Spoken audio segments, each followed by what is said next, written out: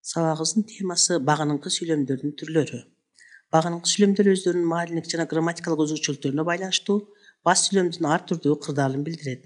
Мисалы, бүркүт алжыса, кулалыга жолдош болот.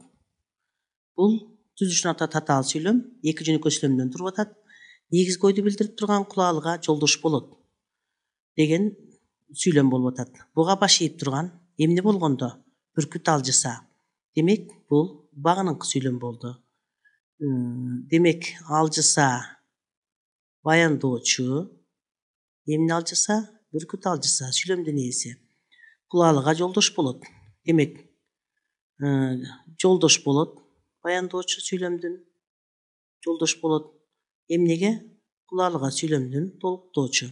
Демек, бул жерде багыныңкы сүйлөм бас сүйлөмдөгү ойдун шартын билдирип атат. Бул жерге биз жазып коелук шарттуу деп.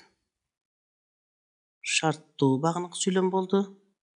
Мунун шарттуу эмесин билгенде биз багыныңкы сүйлөм кызыл сыя менен жазылып турат дагы. Бул жерде ак менен жазылган баардык сүйлөмдөр бас сүйлөмдөр ак сыя менен жазылды. Демек, муну биз багыныңкы сүйлөмдү кашаага алабыз. Үтүрдү коебуз дагы бас сүйлөмдү чарчы кашаа менен беребиз. Туугандын өзү таарынып, боору таарынбайт. Демек, бул дагы татаал сүйлөм. Туугандын өзү таарынып дегенден кийинки сүйлөм толук жыйынтыкталган жок. Андан кийинки сүйлөм талап кылып турат. Демек, боору таарынбайт. Бул жерде таарынып, таарынбайт. Экөө бири-бирине карама каршы туруп атат.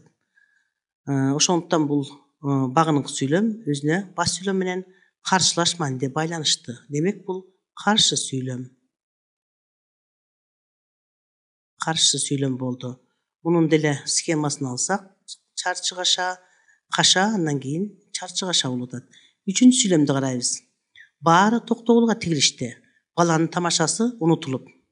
Демек, жогоруда эки сүйлөмгө караганда үчүнчү сүйлөмдө башкача өзгөчө байланышты байкап турасыңар. Демек, баары токтогулга тигилишти деген толук сүйлөм болуп калды бул жерде. Ал эми баланын тамашасы унутулуп дегенден кийин сүйлөм бүткөн жок. Бул жерде бас сүйлөмгө ата багыныңкы сүйлөмдөн алган орун алмашып калды. Демек, биринчи, экинчи сүйлөмдө багыныңкы сүйлөм бас сүйлөмдөн мурда келди. Ал эми үчүнчү сүйлөмдө багыныңкы сүйлөм бас сүйлөмдөн кийин келди. Демек, бул жерде баланын тамашасы унутулуп деген бул багыныңкы сүйлөм. Унутулуп баяндоочу. Эмнеси унутулду? Тамашасы унутулду. Кимдин тамашасы? Баланын тамашасы. Баары токтогулга тигилишти. Демек, бул багыныңкы сүйлөм бас сүйлөмдөгү ойдун мезгилин билдирип атат. Бир эле мезгилде. Демек, унутулар замат токтогулга тигилип калышты. Демек, бул мезгил деп коелук. Мезгил. Ал эми схемасы бул тескерисинче биринчи бас сүйлөм кетти, чарчы кашааны ачабыз. Андан кийин багыныңкы сүйлөм орун алды. Тигилиште баяндоочу. Баяндоочту ким тигилиптир? Баары тигилиптир. Кимге? Токтогулга сүйлөмдүн толуктоочу. Төртүнчү сүйлөм. Мамбет бүткөн боюн ала кача баштаган соң сөз Осмонго берилди. Демек, бул жерде негизги ойду жыйынтыктап турган сүйлөм сөз Осмонго берилди. Эмне кылды? Берилди. Эмне берилди? Сөз берилди. Сөз кимге берилди? Осмонго сүйлөмдү толуктоочу. Демек, сүйлөм багыныңкы сүйлөм бул жерде мамбет боюн ала кача баштаган соң. Демек, эмне үчүн бул тиги Осмонго берилиптир? Эмне себептен? Анткени мамбет боюн ала качты. Сүйлөгүсү келген жок. Ошондуктан бул себеп багыныңкы сүйлөм болду. Себеп деп жазабыз дагы. Ал эми схемасы болсо бул деле мындай эле кетти. Кашаа, андан кийин бас сүйлөм орун алды, чарчы кашаа. Эми мына ушул берилген багыныңкы сүйлөмдөр бас сүйлөм менен шарт, карама каршы, мезгил, себеп маанилеринде байланыш катыш жасады. Демек, багыныңкы сүйлөмдөрдүн ушул сыяктуу маанилик ар түрдүүлүгүнө байланыштуу алар өз ара төмөндөгүдөй түрлөргө бөлүнөт. Мезгил, биз бул жерге ачык жерге жазалык. Демек, түрлөрүн биринчиден эле жазайынчы. Мезгил багыныңкы сүйлөмдү БС деп эле кыскартып берелик. Андан кийин шарт, экинчи шарттуу багыныңкы сүйлөм. Үчүнчү каршы багыныңкы сүйлөм, карама каршы деп коелук. карама каршы багыныңкы сүйлөм. Төртүнчү сын сыпат багыныңкы сүйлөм болуп бөлүнөт. Сын сыпат багыныңкы сүйлөм.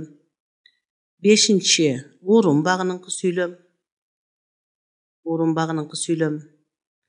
Алтынчы себеп багыныңкы сүйлөм. Себеп багыныңкы сүйлөм. Жетинчи салыштырма багыныңкы сүйлөм. Салыштырма багыныңкы сүйлөм. Сегизинчи максат багыныңкы сүйлөм. Максат багыныңкы сүйлөм. Тогузунчу бул жерде кайсы калды? Сан өлчөм.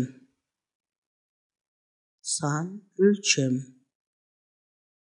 багыныңкы сүйлөм. Демек, өзүңөр көрүп тургандай, багыныңкы сүйлөмдөр мына ушу баш сүйлөмдөгү ойдун ар түрдүү кырдаалын билдиргендигине байланыштуу багыныңкы сүйлөмдүн түрлөрү балдар 9га бөлүнөт экен. Мына биз 9-ун жаздык, мына ушул 9га бөлүндү.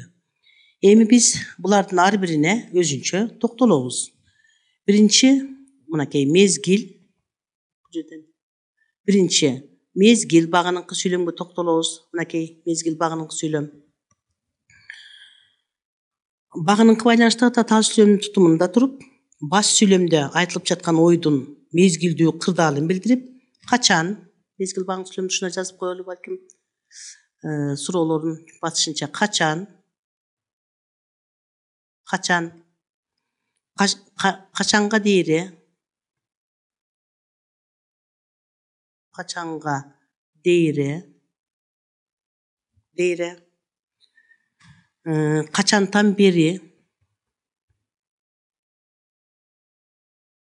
качантан бери жана башка деп коебуз. Качантан бери, кайсы убакта деген суроолорго жооп берген сүйлөмдөр мезгил багыныңкы сүйлөм деп аталат экен. Ошол аныктамасын кайра кайталап коелук. Жазганча бир топ багыныңкы байланышта татаал сүйлөмдүн тутумунда туруп, баш сүйлөмдө айтылып жаткан ойдун мезгилдүү кырдаалын билдирип, качанга дейре, качанга чейин, качантан бери, кайсы убакта деген суроолорго жооп берген сүйлөмдөр мезгил багыныңкы сүйлөм деп аталат. Мисал келтиребиз. Ал жазчыга Омск шаарына жетти. Демек, бул жерде багыныңкы сүйлөм ал жазчыга сүйлөм толук бүткөн жок. Ошондуктан бул Омск шаарына жетти деген баш сүйлөмгө баш ийип турат. Биринчи талдайбыз.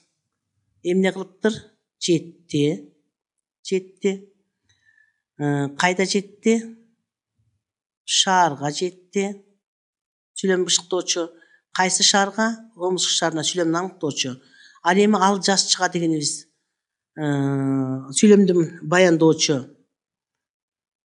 жазчыга